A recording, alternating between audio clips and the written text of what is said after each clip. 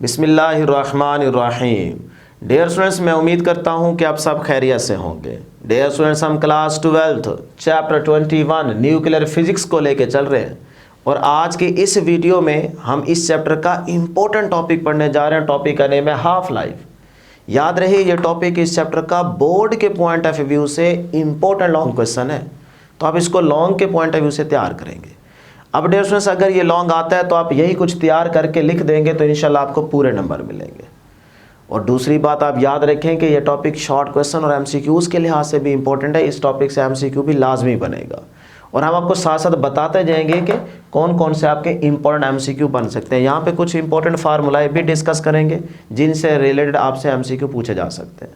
तो अगर आप मेरे साथ साथ चलते हैं, पूरी तवज्जो से चीज़ें सुनते हैं, समझते हैं और नोट करते हैं, तो डियर स्टूडेंट्स मैं आपको गारंटी देता हूं कि इंशाल्लाह आपको बैठे बैठे ये टॉपिक 100% तैयार हो जाएगा। तो फिर स्टार्ट करने से पहले अगर मैं आपको याद दिलाना चाहूं तो डियर स्टूडेंट्स, इससे पहले हम रेडियो एक्टिविटी को बड़ी डिटेल में पढ़ चुके हैं। तो उस टॉपिक से हम 2-3 चीज़ें यहाँ पे यूज़ करेंगे, तभी आपको ये टॉपिक आसान लगेगा और समझ आएगी। तो अगर वो टॉपिक आपने अभी तक नहीं पढ़ा, नहीं तैयार किया, तो आपसे मेरी एक रिक्वेस्ट है कि आप इस चैनल पे चैप्टर 21 की प्लेलिस्ट में जाएं। पहले रेडियो एक्टिविटी के टॉपिक पे सारी वीडियो देखें, मुकम्मल तरीके से उस टॉपिक को तैयार करें और फिर इस टॉपिक पे आप जंप करेंगे तो इंशाल्लाह ये टॉपिक आपको आसान भी लगेगा और समझ भी आ जाएगी। और इसी के साथ दूसरी छोटी सी रिक्वेस्ट कि जिन्होंने अभी तक इस चैनल को सब्सक्राइब नहीं किया, काइंडली वो इस चैनल को ज़रूर सब्सक्राइब कर लें। तो फिर डियर स्टूडेंट्स, आज का टॉपिक हाफ लाइफ हम स्टार्ट करते हैं।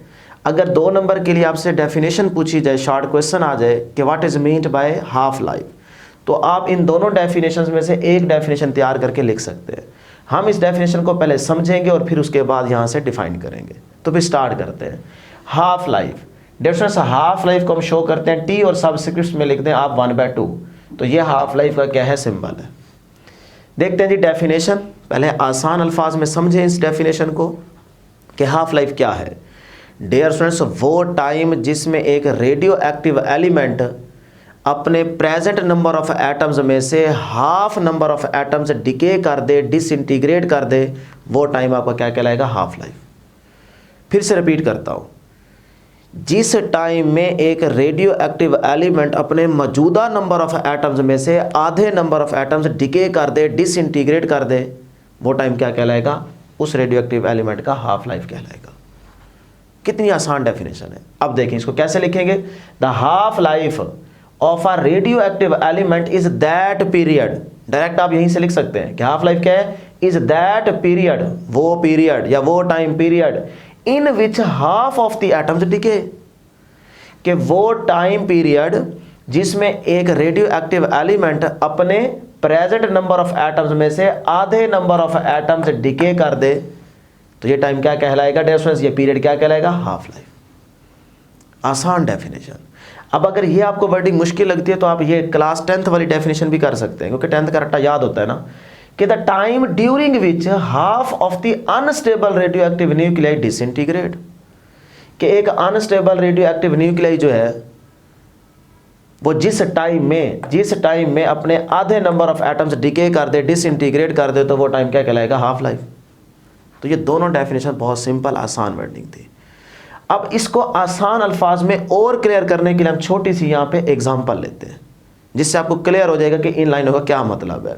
देखें डियर स्टूडेंट्स, सपोज करते हैं हमारे पास एक रेडियो एक्टिव एलिमेंट है जिसके पास इनिशियली क्या है, टोटल नंबर ऑफ एटम्स कितने हैं जी, 100। ये आ गया जी 100। ये एक रेडियो एक्टिव एलिमेंट है जिसके पास इनिशियली क्या है, टोटल नंबर ऑफ एटम्स 100 है। अब फर्स्ट हाफ लाइफ गुजरने के बाद, जब फर्स्ट हाफ लाइफ गुजरेगी, ये मैं लिख रहा हूँ जी 1, पहली फर्स्ट, ठीक है, फर्स्ट हाफ लाइफ, और साथ में हाफ लाइफ के लिए निशानी क्या याद रखी हुई है, टी, और सबस्क्रिप्ट में लिखते हैं 1/2। तो ये देखें, फर्स्ट हाफ लाइफ गुजरने के बाद मौजूदा नंबर ऑफ एटम्स में से आधे नंबर ऑफ एटम्स एलिमेंट क्या कर देगा, डिके कर देगा। तो मौजूदा नंबर ऑफ एटम्स में से आधे डिके हो जाए तो पीछे कितने बचेंगे, 100 में से हाफ डिके हो जाए तो पीछे 50 रहेंगे। तो ये डियर स्टूडेंट्स पीछे आपके पास क्या रहेंगे, रिमेनिंग नंबर ऑफ एटम्स की तादाद क्या होगी जी, 50। तो फर्स्ट हाफ लाइफ गुजरने के बाद मौजूदा नंबर ऑफ एटम्स में से एलिमेंट आधे नंबर ऑफ एटम्स डिके करेगा तो पीछे कितने रहेंगे, हाफ। तो वो 100 में से हाफ निकल जाए तो 50 रहेंगे।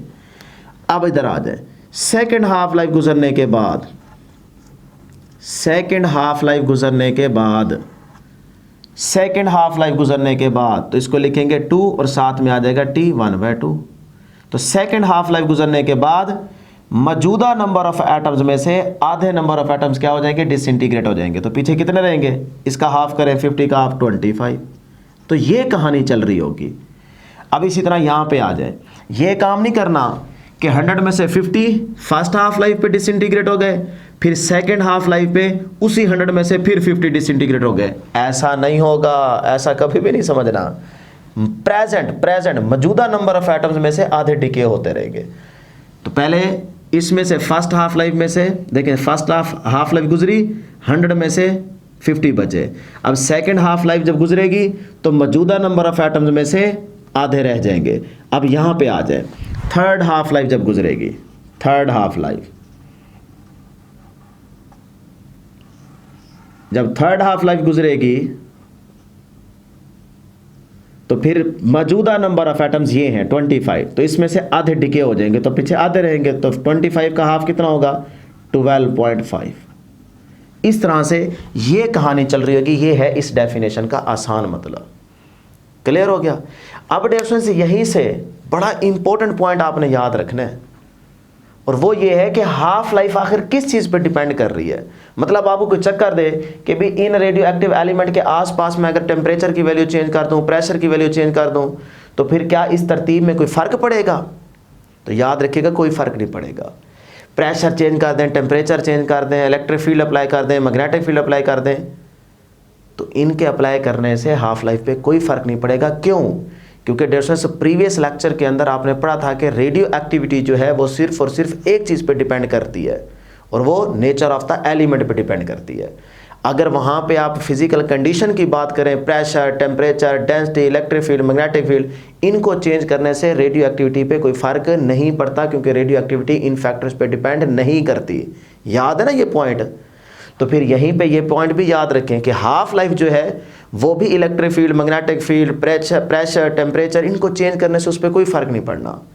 तो हाफ लाइफ सिर्फ एक ही चीज़ पे डिपेंड करती है, और वो क्या है difference? Nature of the radio isotopes. ये बड़ा इंपॉर्टेंट एमसीक्यू है, तो इसीलिए मैंने यहाँ पे लिखा हुआ है कि जिस हाफ लाइफ की आप बात कर रहे हैं वो किस चीज़ पे डिपेंड करती है। तो फिर फटाफट लिखें, हाफ लाइफ जो है वो सिर्फ और सिर्फ डिपेंड करेगी नेचर ऑफ रेडियो आइसोटोप्स। ठीक है जी, तो ये बड़ा इंपॉर्टेंट पॉइंट है। अब डियर स्टूडेंट्स, अगर आपसे पूछा जाए कि ये जो radio active element first half life, second, third गुजरने के बाद अपने आधे आधे एटम्स डिके करता जा रहा है, तो ये प्रोसेस आखिर कब तक चलता रहेगा? तो एक रेडियो एक्टिव एलिमेंट कंप्लीटली तौर पे डिसइंटीग्रेट होने के लिए कितना टाइम लेगा? ये बड़ा इंपॉर्टेंट एमसीक्यू पूछा जा सकता है। और इसी बात को यूं भी कह सकते हैं कि क्या कोई रेडियो एक्टिव एलिमेंट 100% खाली हो सकता है, डिसइंटीग्रेट हो सकता है, अपने तमाम नंबर ऑफ एटम्स डिके कर सकता है? अगर कर सकता है तो उसको कितना टाइम रिक्वायर्ड होगा?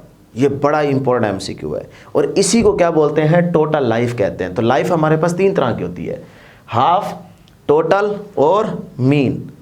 तो यहाँ पे ये तीनों आपको पढ़ाएंगे इंशाल्लाह। अगर कोई एमसीक्यू आएगा तो आप इजीली उसको सॉल्व कर लेंगे। तो फिर टोटल लाइफ क्या हुई कि किसी भी एक रेडियो एक्टिव एलिमेंट के लिए अगर टोटल लाइफ बतानी हो तो उसके लिए टाइम रिक्वायर्ड कितना होगा? इन्फिनिटी। ये ऑप्शन याद रखिएगा, एमसीक्यू बनेगा। तो टाइम कितना रिक्वायर्ड होगा कंप्लीटली तौर पे डिके होने के लिए? किसी भी रेडियो एक्टिव एलिमेंट को कितना टाइम चाहिए होगा? इन्फिनिटी। तो फिर ये आ जाएगा जी, T is equal to infinite.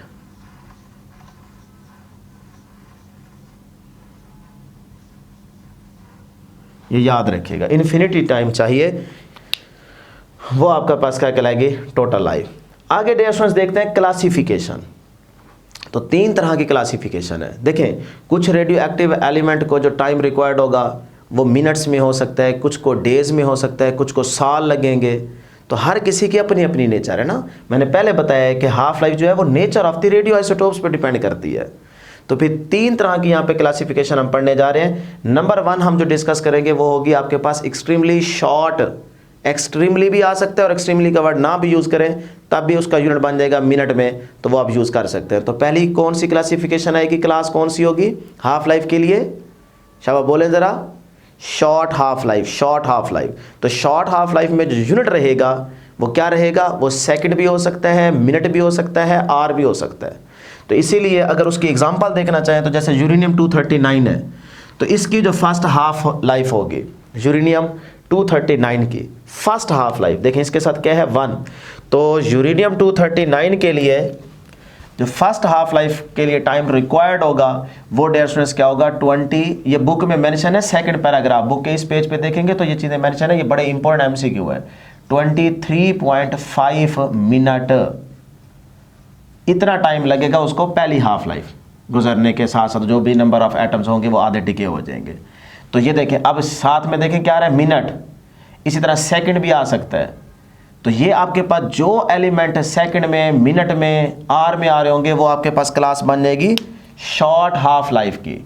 फिर उसके बाद डियर स्टूडेंट्स नेक्स्ट हमारे पास आती है मॉडरेट हाफ लाइफ या एवरेज हाफ लाइफ।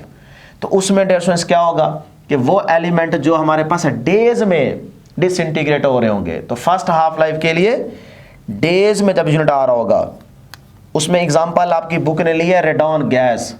अब इसमें देखें फर्स्ट हाफ लाइफ, तो टाइम जो लगेगा वो होगा डियर स्टूडेंट्स मेरा ख्याल है 3.8 है या 3.9 है, तो 3.8 डेज।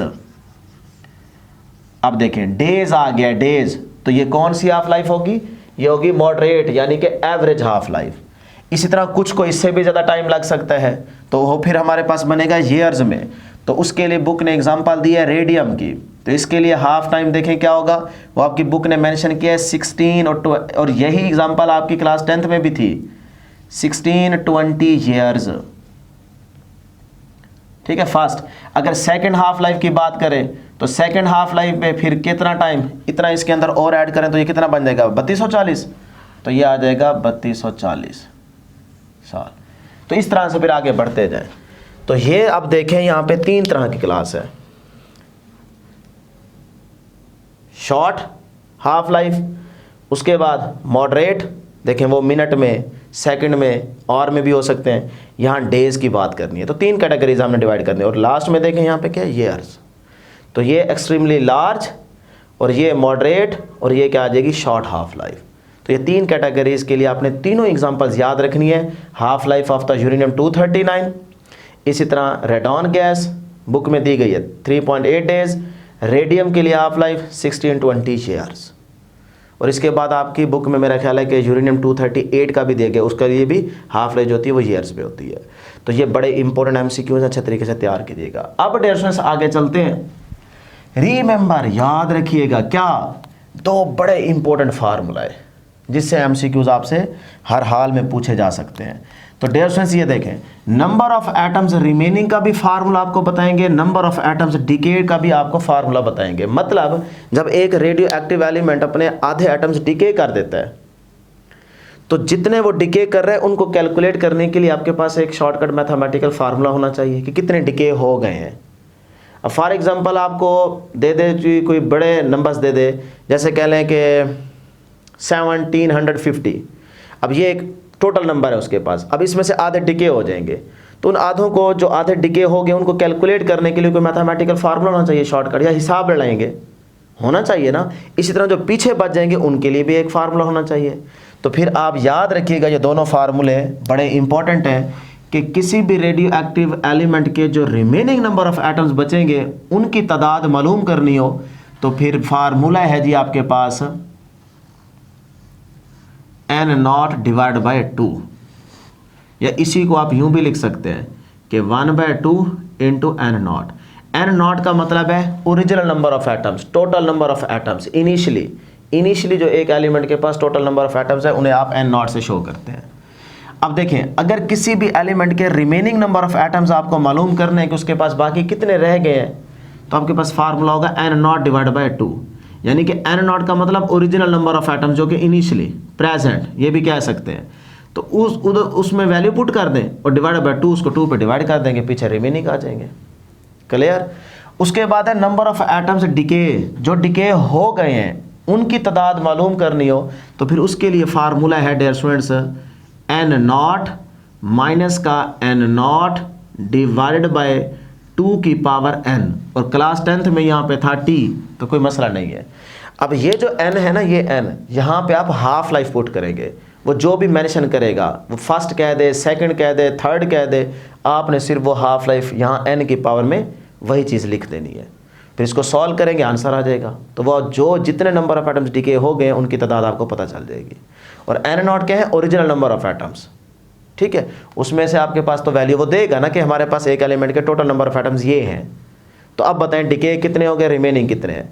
तो अगर रिमेनिंग पूछे तो ये फार्मूला, अगर डिके कितने हो गए वो पूछे तो फिर यहाँ पे वो वैल्यूज जो देगा वो पुट करें, और कितनी हाफ लाइफ पे डिके हुए होंगे वो हाफ लाइफ की भी बताएगा कि फर्स्ट, सेकंड, थर्ड या फोर्थ, जो वो बोले वो आपने इस n की जगह वैल्यू लिख देनी है।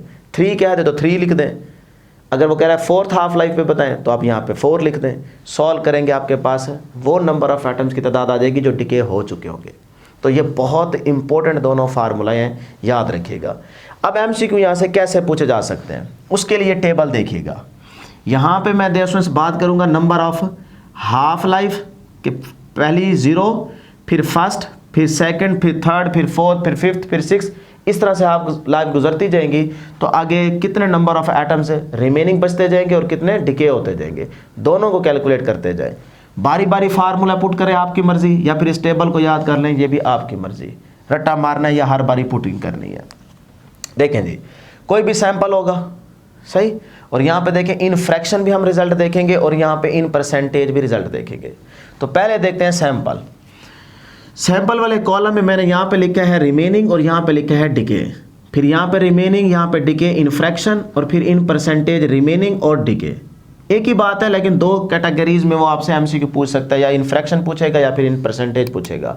तो इसीलिए मैंने यहाँ पे दोनों मेंशन किए हुए हैं। अब ज़रा गौर कीजिएगा, कोई भी एक रेडियो एक्टिव एलिमेंट है, उसके पास स्टार्ट में क्या है, टोटल नंबर ऑफ एटम्स होंगे ना, कुछ ना कुछ होंगे।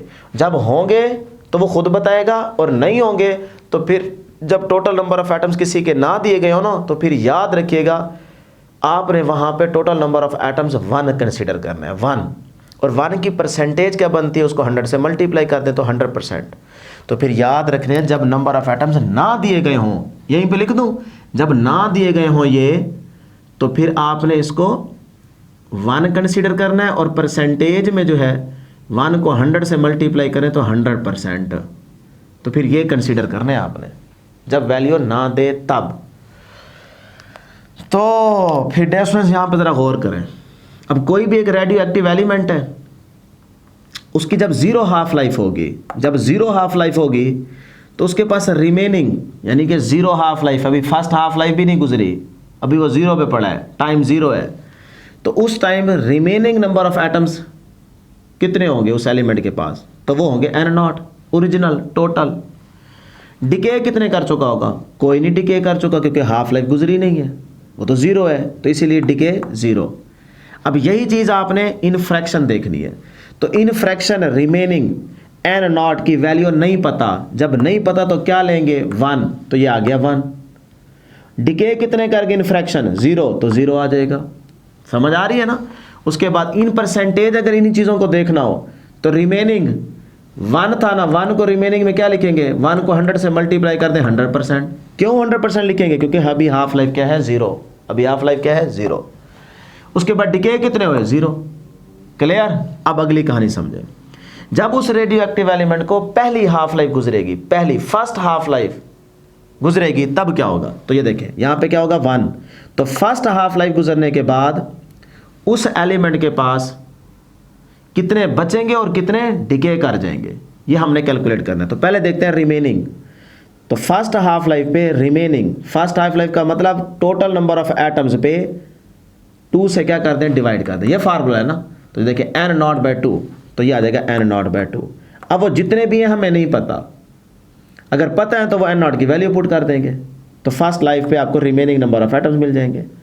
अब डिके कितने कर गए हैं, तो हमें अभी तादाद तो नहीं बताई गई, हमें कहा गया कि n0 है, बस कुछ ना कुछ ओरिजिनल एटम्स हैं, तो n0/2।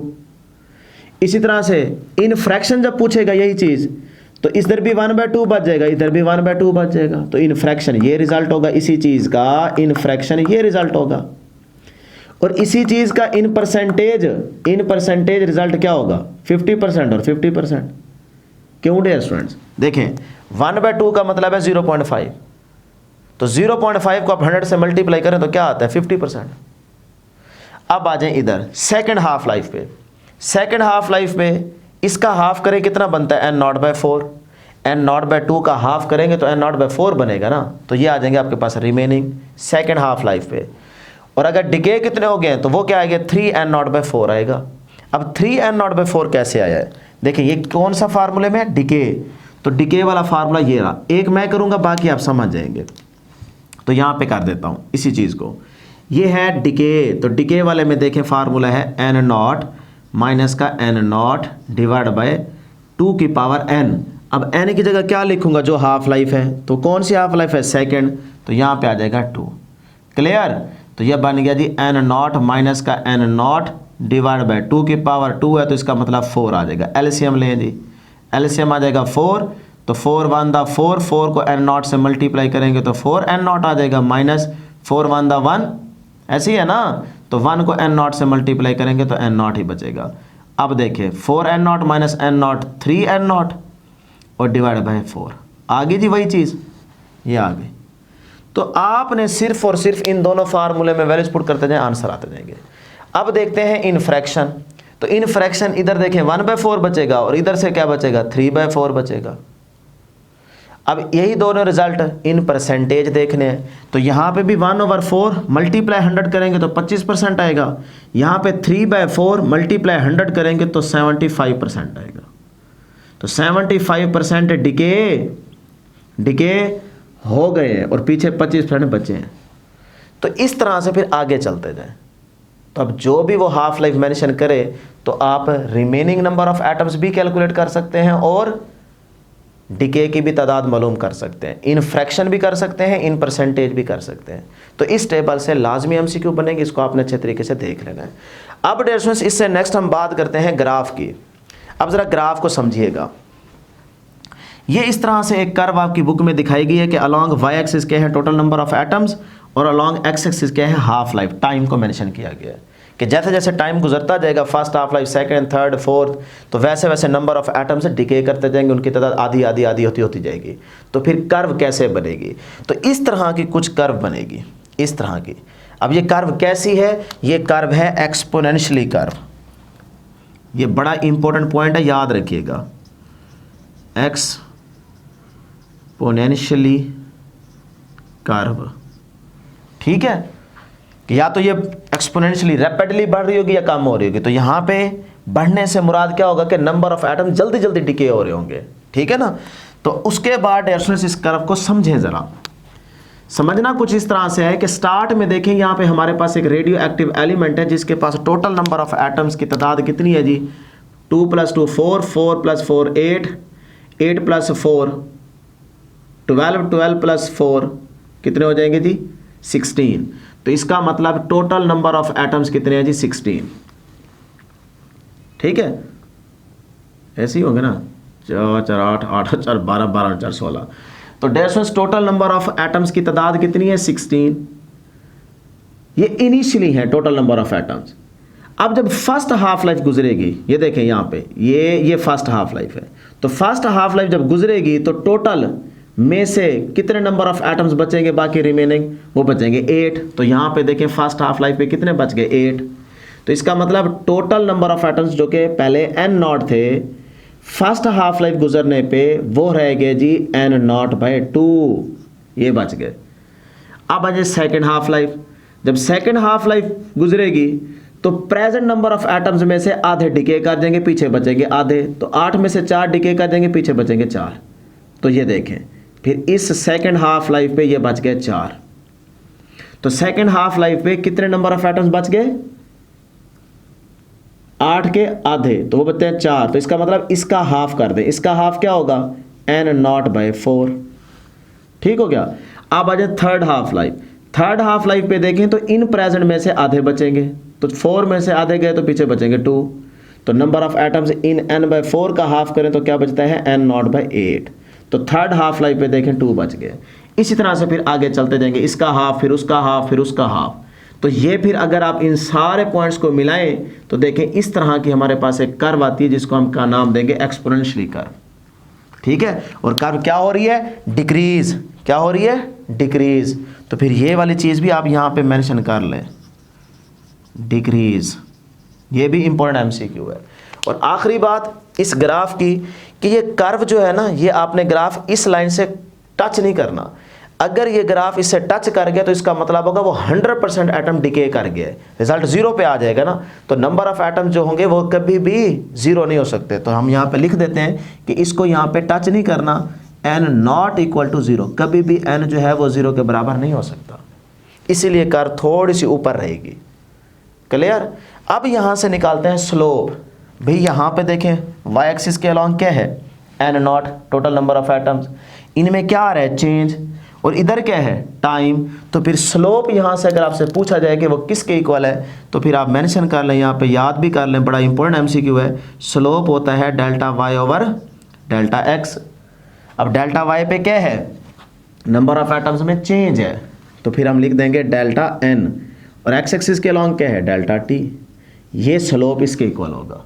अब ये चीज़ क्या कहलाती है मैं वहाँ पे मेंशन करूँगा, पढ़ाऊँगा, समझाऊँगा।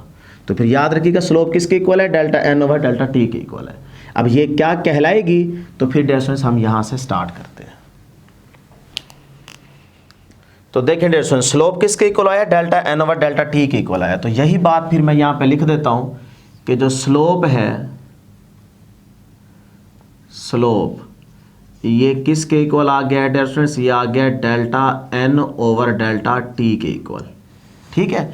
अब ये जो delta n over delta t है ये क्या बला है डियर स्टूडेंट्स, याद रखिएगा इसको हम पढ़ सकते हैं। ये देखें रेट, ये क्या है, रेट ऑफ क्या है, डिके, क्योंकि नंबर ऑफ एटम्स डिके हो रहे हैं ना। तो फिर इस चीज़ को हम क्या पढ़ते हैं डियर स्टूडेंट्स, इस चीज़ को हम पढ़ते हैं रेट ऑफ डिके। और जो रेट ऑफ डिके होता है ये एक हमारे पास फिजिकल क्वांटिटी है, याद रख लें, बड़ा इंपॉर्टेंट पॉइंट है, और उसको हम कहते हैं एक्टिविटी। तो रेट ऑफ डिके को क्या कहेंगे, एक्टिविटी, और activity is a physical quantity, याद रखनी है, उसको ए से डिनोट करते हैं। अब जरा यहाँ पे गौर करें, ये जो स्लोप आया है delta n over delta t, यही क्या कहलाएगा, रेट ऑफ डिके कहलाएगा, जिसको आप नाम दे रहे हैं एक्टिविटी।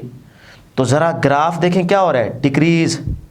तो एक्टिविटी किस में होगी, पॉजिटिव में या नेगेटिव में, यही है ना, यही क्या है, एक्टिविटी। स्लोप है ना, तो स्लोप क्या हो रहा है, डिक्रीज। तो डिक्रीज का दूसरा मीनिंग क्या हो सकता है, नेगेटिव। पॉजिटिव का मतलब इंक्रीज, बढ़ना। तो इस डिक्रीज की वजह से देखें ना ग्राफ कैसा हो रहा है, डिक्रीज, डिक्रीज हो रहा है ना। या फिर एक्टिविटी कांस्टेंट है, ना ना ना ना, एक्टिविटी कांस्टेंट नहीं है, मतलब ये चीज़ कांस्टेंट नहीं है, ये डिक्रीज कर रही है, डिक्रीज कर रही है। तो डिक्रीज की वजह से मैं कह सकता हूँ कि जो एक्टिविटी है ये क्या है, नेगेटिव। ये क्या है, नेगेटिव, यानी कि डिक्रीज की सेंस हम ले रहे हैं कि भाई ये नेगेटिव है एक्टिविटी, और एक्टिविटी का मतलब यही चीज़। तो इसके साथ फिर क्या आ जाएगा, नेगेटिव साइन आ जाएगा, क्योंकि कर्व से आपको पता चल रहा है ना। ये देखें, फिर मैं यहाँ पे नेगेटिव साइन यूज़ कर दूंगा, तो एक्टिविटी क्या होगी, नेगेटिव होगी। क्यों, डिक्रीज हो रहा है। तो ये बड़ा इंपॉर्टेंट पॉइंट था। तो अभी मैंने जो बात बोली है वो यहाँ पे लिख देता हूँ कि एक्टिविटी यहाँ पे कांस्टेंट नहीं है, कांस्टेंट नहीं है। तो फिर मेंशन कर लें जी, activity does not remains constant. हाँ, हाफ लाइफ कांस्टेंट हो सकती है, लेकिन एक्टिविटी जो है ये कभी भी कांस्टेंट नहीं हो सकती। लो जी, फिर आगे बात करते हैं यहीं से। एक्टिविटी पढ़ रहे हैं तो फिर एक्टिविटी का यूनिट क्या होगा। तो रेडियो एक्टिविटी का यूनिट क्या था, SI, बैक्यूरल। इसके अलावा अदर यूनिट क्या थे, क्यूरी। तो फिर वो सारे के सारे एक्टिविटी, एक्टिव, एक एलिमेंट कितना ज़्यादा एक्टिव है कि वो ज़्यादा से ज़्यादा नंबर ऑफ एटम्स को डिके कर रहा है। तो हर एक की नेचर अलग अलग होगी, तो जो जितना ज़्यादा एक्टिव होगा वो उतने ज़्यादा नंबर ऑफ एटम डिके करेगा। तो फिर एक्टिविटी के यूनिट की अगर बात करें तो इसका जो SI यूनिट बनेगा, या यूनिट में आप पहला जो मेंशन करेंगे वो होगा जी बैक्यूरल, बैक्यूरल। और उसके बाद इसका यूनिट क्यूरी भी हो सकता है, ये बड़ा इंपॉर्टेंट MCQ है। और इसके बाद डेयरस्टेंस याद रखिएगा, इसका यूनिट क्यूरी के बाद क्या हो सकता है जी, क्यूरी के बाद हो सकता है रदरफोर्ड भी हो सकता है, और एक और भी था काउंट्स पर मिनट, हाँ याद आ गया, काउंट्स पर मिनट कह लें, सेकंड कह लें, आर कह लें, आपकी मर्जी। ठीक है, तो ये यूनिट्स किसके हैं जी, एक्टिविटी के यूनिट हैं। अब डियर स्टूडेंट्स, वो तो मैंने लिखा ही नहीं है कि रदरफोर्ड, रदरफोर्ड, ये भी याद रख लें। अब 1 बैक्यूरल का मतलब क्या है, ये भी बड़ा इंपॉर्टेंट एमसीक्यू है। 1 बैक्यूरल का मीनिंग क्या है? 1 बैक्यूरल का मतलब है एक एटम, और एक एटम को आसान भाषा में आप यूं समझ सकते हैं 1 डीपीएस। ठीक है, क्या मतलब? एक एटम डिसइंटीग्रेट, डी से डिसइंटीग्रेट, पी से पर, और नीचे क्या है, एस से सेकेंड। तो एक एटम जो है वो डिसइंटीग्रेट होगा पर सेकेंड, इसको बोलेंगे 1 बैक्यूरल। ठीक, और इसी के साथ दूसरा बड़ा इंपॉर्टेंट एमसीक्यू कि 1 क्यूरी, अगर क्यूरी हम यूनिट यूज कर रहे हैं तो 1 क्यूरी जो है वो कितने बैक्यूरल के इक्वल होगा? 1 पॉइंट नहीं, 3.7, 3.7 multiply 10 raise to power 10 Becquerel के इक्वल होगा। उसके बाद डियर स्टूडेंट्स 1 रदरफोर्ड, 1 रदरफोर्ड, ये भी रदरफोर्ड भी यूनिट है ना इसका, तो 1 रदरफोर्ड कितने बैक्यूरल के इक्वल होता है? ये भी बड़ा इंपॉर्टेंट एमसीक्यू है, वो है 10 रेज टू पावर 6 बैक्यूरल के इक्वल। ये छोटे छोटे सारे यूनिट्स के बड़े इंपॉर्टेंट पॉइंट है, याद रखिएगा। नेक्स्ट हम बात करते हैं डियर स्टूडेंट्स कि यहाँ पे ना एक्टिविटी के कुछ लॉज हैं। तो जो पहला लॉ है वो ये है कि डियर स्टूडेंट्स जो एक्टिविटी है, या आप कह सकते हैं कि जो एक्टिविटी है वो नंबर ऑफ एटम्स के साथ जो रिलेशन बनाती है वो क्या है? डायरेक्ट। ये पहला लॉ है। तो फिर मैं कहता हूं यहाँ पे कि जो रेट ऑफ डिके है, रेट ऑफ डिके, ये डायरेक्टली प्रोपोर्शनल है नंबर ऑफ एटम्स के, नंबर ऑफ एटम्स। कौन से एटम्स? प्रेजेंट, मौजूदा। रेट ऑफ डिके क्या है? रेट ऑफ डिके वो एक्टिविटी तो है, तो रेट ऑफ डिके जो है वो डायरेक्टली प्रोपोर्शनल होगा नंबर ऑफ एटम्स के। किन नंबर ऑफ एटम्स के? मौजूदा नंबर ऑफ एटम्स के। ये पहला लॉ है।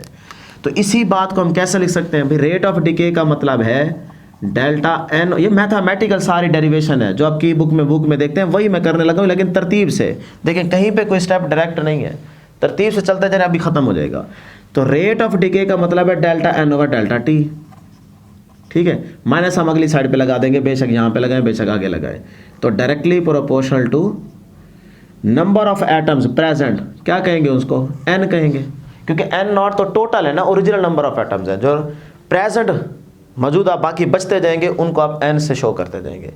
फिर आगे जो आएंगे उनका रेफरेंस क्या बनता जाएगा? एन नॉट बनता जाएगा। तो ये हमारे पास आ गया जी मैथमेटिकल रिलेशन, जो कि इस स्टेटमेंट से बन गया है। अब आप यहाँ से माइनस लगाएं आपकी मर्जी, इस साइड पे माइनस लगाएं आपकी मर्जी। अगर यहाँ लगाएंगे तो दोनों साइड पे आप माइनस से मल्टीप्लाई कर दें, वो माइनस माइनस प्लस हो जाएगा, इधर माइनस आ जाएगा। तो मैं यहाँ पे यूज़ कर देता हूँ, ठीक है, या फिर अगले स्टेप में यूज़ कर लें, आपकी मर्जी है, इससे कोई गलती नहीं है। अब डिस्टेंस इसी चीज़ को कैसे लिख सकता हूँ भाई? मैं ये प्रोपोर्शनैलिटी का जो साइन है ना, इसको यहाँ से हटाकर एक कांस्टेंट यूज़ कर सकता हूँ। तो वो कांस्टेंट क्या होगा वो ज़रा यहाँ पे देखिएगा, delta N over delta T is equal to, इसको हटाकर इक्वालिटी का और एक कांस्टेंट, और कांस्टेंट कौन सा है जी? लैम्डा, और साथ में ये एन वैसे रहेगा और ये माइनस का साइन भी वैसे। तो ये जो लैम्डा है यहाँ पे, ये है decay constant, where lambda is the decay constant. तो ये डिके कांस्टेंट हमें यहाँ से चाहिए। तो फिर इस डिके कांस्टेंट को कैसे कैलकुलेट करेंगे? ये देखें जी, डिस्टेंस डिके कांस्टेंट को यहाँ से निकालने के लिए ये लैम्डा अपनी जगह पे, ये delta N divide by delta T अपनी जगह पे, ये एन क्या हो रहा था? लैम्डा के साथ मल्टीप्लाई, इधर जाके क्या हो जाएगा? डिवाइड हो जाएगा, ये आ गया। और ये माइनस अपनी जगह पे, उस साइड पे लिखिए माइनस आपकी मर्जी, इस साइड पे लिखिए आपकी मर्जी, क्योंकि माइनस को जब दोनों साइड पे मल्टीप्लाई करेंगे तो एक प्लस हो जाएगा, एक माइनस आ जाएगा। तो ये आ गया डिके कांस्टेंट का मैथमेटिकल रिलेशन। इसी डिके कांस्टेंट को आप ऐसे लिख सकते हैं, lambda is equal to minus, इसी चीज को देखें जरा यहां पे गौर से, ये delta N over delta T है ना, ये delta N over delta T क्या है? एक्टिविटी। तो ये आ जाएगा ए और साथ में ये आ जाएगा नीचे एन, ये भी तो बन सकता है। और फिर इसी फार्मूले को डिस्टेंस हम यूं भी तो लिख सकते हैं, जरा गौर करना है आपने, ये डेल्टा टी नीचे ले आए और इस एन को ऊपर ले जाए, लिख सकते हैं कि नहीं? तो फिर ये देखें एक्टिविटी की जगह ये delta N over delta T है, तो मैं लिख देता हूँ delta N divided by N, और ये वाला डिवीजन वैसे का वैसे, और ये आ जाएगा डेल्टा टी नीचे। लिख सकता हूँ ना, कुछ भी नहीं किया। डेल्टा टी को इधर ले आए, एन को उधर ले गए, बात तो एक ही है, क्योंकि डेल्टा टी यहाँ नीचे आएगा ना, एन के साथ होगा, तो एन को इधर लिख दें, डेल्टा टी को इधर लिख दें, बात तो एक ही है। तो सिर्फ इनकी शक्ल चेंज की है, बाकी कुछ भी नहीं किया। तो ये वाला भी फार्मूला किसका बन गया डियर स्टूडेंट्स, ये भी आपके पास डीके कांस्टेंट का मैथमेटिकल रिलेशन बन गया। ये भी मैथमेटिकल रिलेशन है डीके कांस्टेंट का, ये भी मैथमेटिकल रिलेशन है। दोनों रिलेशन एक जैसे हैं, लेकिन पढ़ने का फ़र्क है, स्टेटमेंट का फ़र्क है। देखो यहाँ पे इसको कैसे पढ़ोगे, ये है rate of decay per unit number of atom. इसको कैसे पढ़ोगे, देखो डेल्टा एन ओवर एन है, तो fractional change per unit time, fractional change per unit time is called decay constant. और यहाँ से decay rate of decay per unit number of atoms is called decay constant. तो relation एक जैसा है, एक ही बात है, लेकिन दोनों की स्टेटमेंट में फ़र्क है। तो इसलिए मैंने इनको अलग अलग शक्ल में निकाला ताकि आपको दोनों का पता हो। क्लियर है जी। अब नोट बड़ा इंपॉर्टेंट है भाई। नोट क्या है कि ये जो डीके कांस्टेंट हम करते आ रहे हैं बात, ये डीके कांस्टेंट हाफ लाइफ के साथ रिलेशन कैसा बनाता है, तो याद रखिएगा इन्वर्स रिलेशन बनाता है। तो हाफ लाइफ जिसको आप कहते हैं T1/2, ये क्या करेगा, इन्वर्सली प्रोपोर्शनल होगा किसके dear students, decay constant. Decay constant जिसको क्या कहते हैं, लैम्डा। मतलब अगर ये बढ़ रहा है तो ये कम, अगर ये कम हो रहा है तो फिर ये बढ़ेगा, तो इन्वर्स रिलेशन होगा। ये था जी बड़ा इंपॉर्टेंट नोट और मैथमेटिकल रिलेशन। तो जो डेरिवेशन है मैथमेटिकल, वो यहीं से आपने स्टार्ट करनी है, कोई डायरेक्ट स्टेप आपने रट्टा नहीं मारना। ये देखें, पहला वही लॉ मेंशन किया, लॉ को मैथमेटिकल लिखा, प्रोपोर्शनलिटी को हटा के कांस्टेंट यूज़ किया और उसके दो फार्मूले बना लिए। क्लियर। अब डियर स्टूडेंट्स यहाँ से आगे चलते हैं कि ये जो मैंने दोनों फार्मूले बनाए हैं ना, ये वाले, इन्हीं के लिए मैंने ये वाले बॉक्स छोड़े थे। तो आप दोबारा लिखना चाहें तो दोबारा लिख सकते हैं कि हमारे पास एक फार्मूला बना है जी, lambda is equal to minus delta N over delta T divide by N, और एक बना है जी lambda is equal to minus का delta N over N divide by delta T. ये दोनों फार्मूले थे। अब एक और फार्मूला याद रखिएगा, number of atoms at any instant. Number of atoms at any instant अगर आपने कैलकुलेट करने हो तो उसके लिए सिंबल होगा एन टी। टी से मतलब मुराद यही है कि एट एनी इंस्टेंट। तो उसके लिए बेटे फिर फार्मूला आपके पास है ई की पावर माइनस लैम्डा टी, और साथ में आ जाएगा मल्टीप्लाई एन नॉट। ये फार्मूला होगा ई की power minus lambda T into N nought. अब ये एमसीक्यू आते नहीं है क्योंकि ई है ना, तो कैलकुलेटर पे तो आपको ई की वैल्यू पुट करनी पड़ेगी। तो अगर कैलकुलेटर ना हो तो फिर तो ऐसे एमसीक्यू आते नहीं है। लेकिन ये पूछा जा सकता है कि एट एनी इंस्टेंट क्या रिलेशन हो सकता है। तो चार नीचे फार्मूले की ऑप्शन बन सकती हैं, तो उसमें से आप एट एनी इंस्टेंट अगर नंबर ऑफ एटम्स निकालने हो तो फिर उसके लिए फार्मूला होगा ई की power minus lambda T into N nought. ये याद रख लें। बस यूज़ इसीलिए कर रहे हैं क्योंकि इससे जो आगे फार्मूला बनता है ना, जो बुक में है इंपॉर्टेंट फार्मूला, वहाँ तक पहुँचने के लिए इसको यूज़ कर रहा हूँ। बाकी इसका कोई यहाँ पे ख़ास यूज़ है नहीं। तो अब यहाँ से इस फार्मूले को कैसे आगे लास्ट फार्मूले तक बनाएंगे, वो यूँ करेंगे। डियर स्टूडेंट्स, इस फार्मूले के तहत अगर मैं फर्स्ट हाफ लाइफ की बात करूँ तो फर्स्ट हाफ लाइफ में ये जो टी है ना, ये टी बन जाएगा फर्स्ट हाफ लाइफ, और यहाँ पे फर्स्ट हाफ लाइफ में जो नंबर ऑफ एटम्स को मेंशन करेंगे वो किससे करेंगे, वो करेंगे डियर स्टूडेंट्स एन नॉट से। N nought divide by 2। देखो फर्स्ट हाफ लाइफ पे नंबर ऑफ एटम्स क्या बचेंगे, एन नॉट बाय 2। तो जो टी होगा वो क्या होगा, फर्स्ट हाफ लाइफ, तो वो बन जाएगा टी की सब्सक्रिप्ट में लिख दें 1/2। यही बनेगा ना। तो फिर इसी चीज़ को लिखते हैं। देखें, for first half life, first half life के लिए ये चीज़ क्या बन जाएगी, एन नॉट बाय 2। तो N not by 2 is equal to E वैसे माइनस लैम्डा, और टी की जगह क्या आ जाएगा फर्स्ट हाफ लाइफ के लिए, टी 1/2, और साथ में ये N nought as it is. Clear. अब डियर स्टूडेंट्स जरा यहाँ पे गौर कीजिएगा, बस रिजल्ट आने वाला है, टॉपिक एंड होने वाला है। ये एन नॉट से कैंसल, यहाँ से बचेगा 1/2 और यहाँ से बचेगा ई की पावर माइनस लैम्डा टी। ठीक। अब डियर स्टूडेंट्स ये देखें, ई जो होता है वो नेचुरल लॉग बन जाएगा। मैथ वाले जानते हैं, बायो वाले नहीं जानते, याद कर लें। तो ई की पावर जो कुछ है वो नीचे आ जाएगी क्योंकि माइनस में है ना, तो फिर ये आ जाएगा जी 1/2 इज इक्वल टू ई क्या बन गया, नेचुरल लॉग, और ये सारी चीज़ माइनस की है तो नीचे आके क्या हो जाएगी, प्लस। तो ये आ जाएगा जी लैम्डा टी की 1/2। सही हो गया जी यहाँ तक? इसको याद रखें, ई नेचुरल लॉग बन जाएगा। अब हमें यहाँ से क्या चाहिए, हमें यहाँ से चाहिए डियर स्टूडेंट्स हाफ लाइफ, यानी कि ये वाली चीज़। तो इसको अपनी जगह पे रहने दें या फिर इसको इधर ले आएं। देखें ये डिवाइड हो रही है, इधर आके मल्टीप्लाई, तो T half life is equal to 2 क्या हो रहा है, डिवाइड, इधर जाके नेचुरल लॉग के साथ आ जाएगा, तो नेचुरल लॉग 2, और नीचे क्या है लैम्डा, ये lambda as it is. Clear? अब नेचुरल लॉग 2 की अगर आप कैलकुलेटर पे वैल्यू चेक करें तो डियर स्टूडेंट्स वो क्या आती है, वो आती है जी, इसको कहाँ लिखें, यहां बना देते हैं फार्मूले को ना।